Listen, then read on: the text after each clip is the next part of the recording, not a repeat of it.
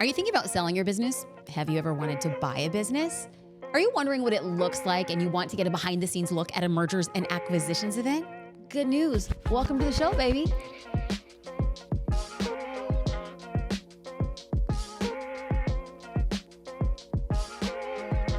If you're new here, welcome. My name is Jasmine Starr. I'm a CEO, business strategist, I'm a speaker, and I am a podcast host, and I help you grow your business from 7 to 8 figures. In the last year, I have been documenting the journey of what it has been and how it's looked to build my business. It did not come to play. I got some big earrings. I pulled the hair back. I had to handle it. In 2024, I made the dedication and the awkward admission that I was going to document my journey as a business owner. And so one of these big stepping stones in my journey was to meet with Gary Vaynerchuk as part of a mastermind that I had invested in. And we had 15 minutes to ask a question. And I used my 15 minutes to ask. So knowing what you know now, would you have built the holding company? And if so, if you can go back, what would you do differently? Why? Because I am on the wild, crazy, uneducated, unfunded, unconnected journey of building a holding company myself. Once we decided the thing that we were going to build, we had to deeply understand that the person we were serving was changing. And that was really scary and disconcerting. But nothing drove home this point more of knowing who our ideal client was that an event that I went to in Austin, Texas with Cody Sanchez. It was there that I had invested to go to a 2-day event, and we spent almost the entirety of the first day drilling down on the importance of knowing who our ideal client was, knowing their pressure points, and framing our solution as the very thing they needed. So why the heck am I at a mergers and acquisitions event? Right? And how did I even get in the room? Well, I got in through the back door. I was not invited. Somebody had an extra ticket and said, hey, I want you to come with me. And this was the reason and the intention behind it. As I am building a holding company, this holding company will be with companies that myself and my co-founder, my husband, own outright and or have a significant amount of equity in growing. So me going to a mergers and acquisitions event, I actually knew very little about that world. But I started asking myself, is there a world in which we could acquire a business, own it outright, it goes into the holding company, and it really benefits, helps, or is in alignment with our ideal client?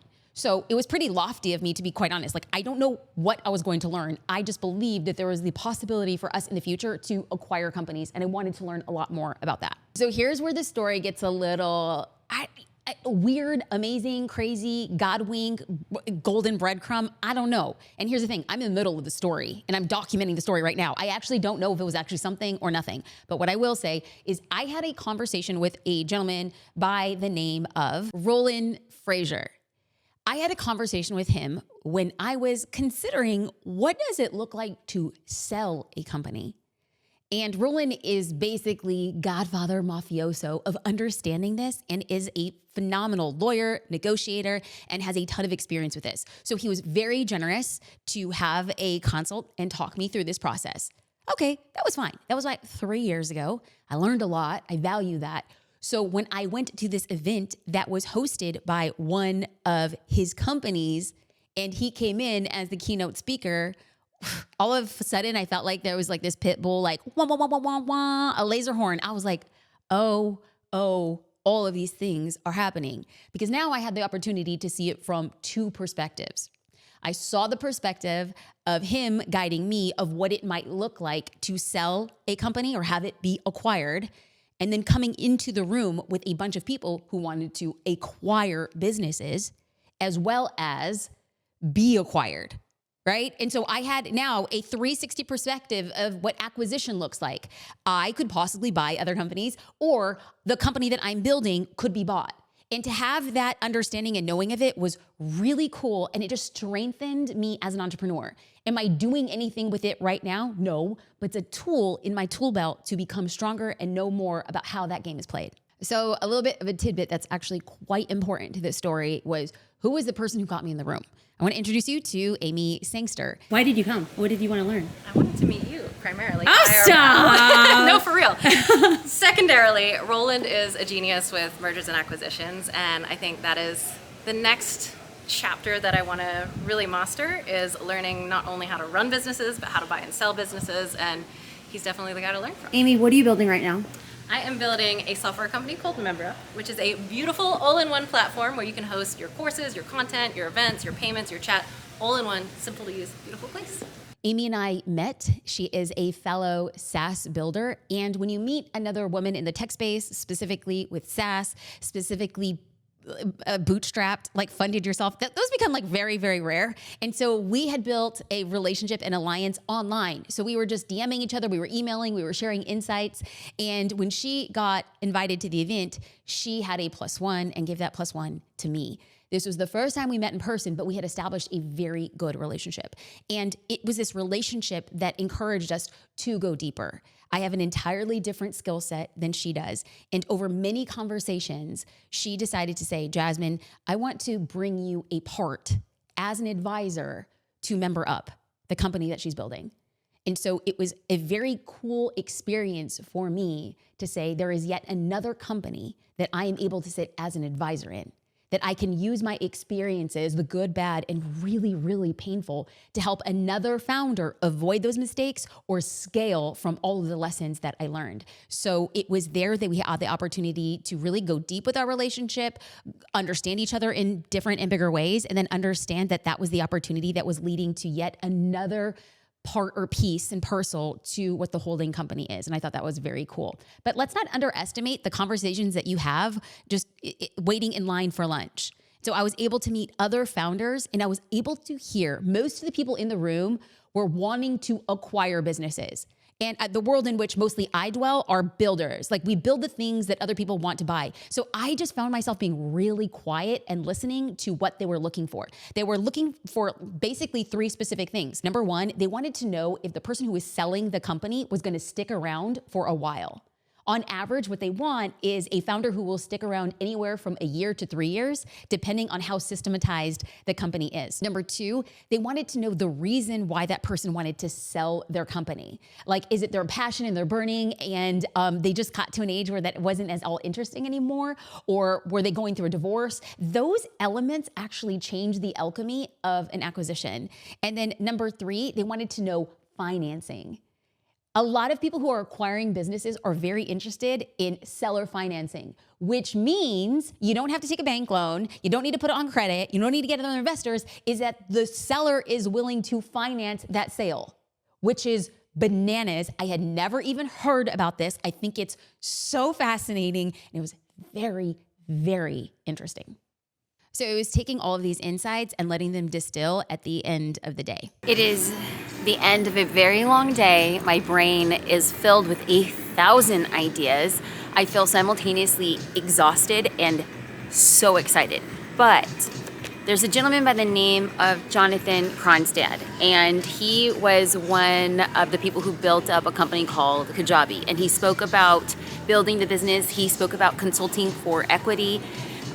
I consult businesses for equity. I sit as an advisor, and people had asked him around imposter syndrome. And I wrote down his quote: "You might doubt yourself, wonder if you should be in the room, but if you believe in your idea and allow imposter syndrome to hone your focus on serving others in unmatched ways, you owe it to yourself to get in the room. Any room where people intimidate you, challenge you, and inspire you." That is exactly what happened today in the room. I was around people who thought differently. They were talking in a language I didn't understand, but that is not new for me. I get into rooms where I don't speak the language, and it feels intimidated, and I feel challenged, and I also feel inspired. And so if I look at the past and I say, I didn't understand the language of photography, I didn't understand the language of digital marketing, I didn't understand the language of building a membership, I didn't understand the language of courses, I didn't understand the language of building a SaaS company, and yet I found a way to learn the language. I believe that I will be able to learn the language of the thing that I am doing right now in a far more proficient way, that I'm just adding tools to my tool belt. I just know that I'm in the right place at the right time, even if I feel challenged and even if I feel intimidated. One thing that Jonathan Kronstad, had said was to allow imposter syndrome to hone your focus on serving others. I felt very seen in that moment, because I think it's tempting to have imposter syndrome say, like, oh, you snuck in through the back door, or what are you doing here? But imposter syndrome, I've learned, isn't a reason for me not to be in the room. It's a reason and a way for me to understand the skills or the tools I lack to be in the room. Imposter syndrome doesn't exclude me. Imposter syndrome is helping me say, these are the skills that you need to acquire for you to show up in this room differently. I feel very excited. I feel happy. And just at the camera, I have the best co-founders. I love building with them. So I often take my journal and I write. I know it sounds very woo, but it's actually taking the time to actually write down the words that my brain is seeing that brings out my truth. Like, what was my truth at this event? What was not just the things that I learned, but what then becomes the truth at building a foundation towards the holding company? And it's simple. It's so simple, but it's say yes. Just say yes to as many invites as possible. Say yes to getting into the room, saying yes to doing whatever it takes to be there. Now, part of doing whatever it takes to be there is I went to this event and it was around the holiday season, and I did not want to betray a promise that I had made to my husband and to my daughter. And that was to slow down during the month of December. And that was to peel back and become a lot more present. And so how do I straddle the line between saying yes to opportunities that were really rare and then still staying true to my word? And so I had to get his buy-in. I said, hey, I have this opportunity, but what if we all go down as a family? And what if there's a way that you could take her to museums and Legoland during the day, and then we could do breakfasts and we could do dinners together, and that we could still have an experience for us in a different place? And lucky for us, I got hooked up. The one resort down in like the San Diego Carlsbad area had a kids play zone. It was full on decked out for Christmas. They had a slide, they had 2 pools, they had an epic kids menu. And so I was able to take a break during one of the days. I went down and I just hung out with my husband and daughter during lunch, and while she was eating a cheeseburger going down the slide, and I thought to myself, if this could be my version of success, I would be very, very, very happy.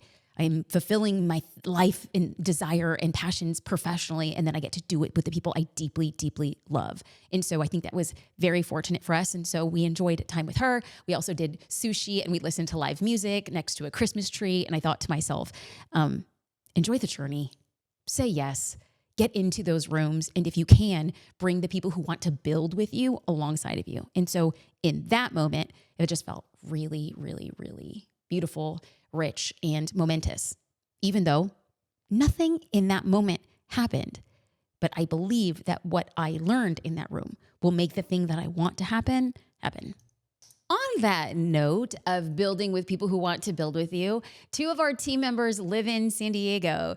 Katie is the president of Social Curator, and Rosie is our head of customer success. And she does so much within the organization. To call her just that one title would be a disservice to her. She's basically the homecoming queen. Any one of our members, our users, people in our mastermind, they love Rosie and they love Katie, and I'm better because of them. So because we were in the area, I said, hey guys, last minute, any chance you guys want to do dinner? So we were able to drive down to Encinitas. We had an epic dinner, and it was just an opportunity for us to go through what I, explain, share what I learned at the M&A event, but also just pour into them and say thank you for making the time for this organization. And it was one of those like cherry on top of the cake moments. It was last minute. It was unexpected. They got to bring their partners with them. And for us just to toast, to be in the messy middle, felt really good.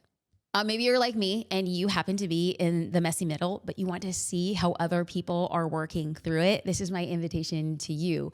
Be sure to subscribe to this channel because a couple things are going to be happening. I'm going to be bringing Amy, the CEO of Member Up, onto my podcast, and we're going to be talking in depth about how was invited to be an advisor for the company, how she's building and what she's going to be doing. And so I'm doing this because I want to bring you on the journey with me.